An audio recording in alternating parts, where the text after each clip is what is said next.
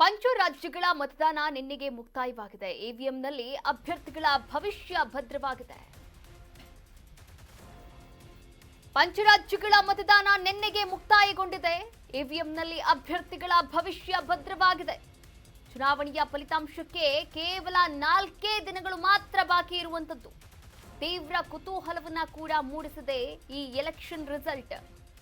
ಪಂಚರಾಜ್ಯಗಳ election ಈಗಾಗಲೇ ಮುಕ್ತಾಯವಾಗಿರುವಂತದ್ದು.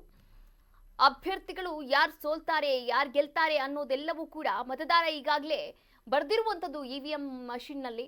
ಇನ್ನು ಚುನಾವಣಾ ಫಲಿತಾಂಶಕ್ಕೆ ಕೇವಲ 4 ದಿನಗಳು ಮಾತ್ರ ಬಾಕಿ ಇರುವಂತದ್ದು. ಮೇ 4ಕ್ಕೆ ಪಂಚರಾಜ್ಯ ಚುನಾವಣೆಗಳ ಮತದಾನ ಮಾಡಿರ್ತಕ್ಕಂಥ ಮತದಾರರ ಒಂದು ಒಲವು ಯಾರ ಕಡೆ ಇದೆ ಅನ್ನೋದು ಕೂಡ ಗೊತ್ತಾಗಲಿದೆ. ತಮಿಳುನಾಡಿನಲ್ಲಿ ಡಿಎಂಕೆ, ಕೇರಳದಲ್ಲಿ ಕಾಂಗ್ರೆಸ್, ಅಸ್ಸಾಂನಲ್ಲಿ ಬಿಜೆಪಿ, ಬಂಗಾಳದಲ್ಲಿ ದೀದಿ ಮೋದಿ ಫೈಟ್. ಒಟ್ಟಾರೆಯಾಗಿ ಎಲ್ಲಾ ಕಡೆಯೂ ಕೂಡ ಆಕ್ರಮಣಕಾರಿಯಾದಂತಹ ಈ ಒಂದು ಫೈಟ್ ಶುರುವಾಗಿರುವಂತದ್ದು.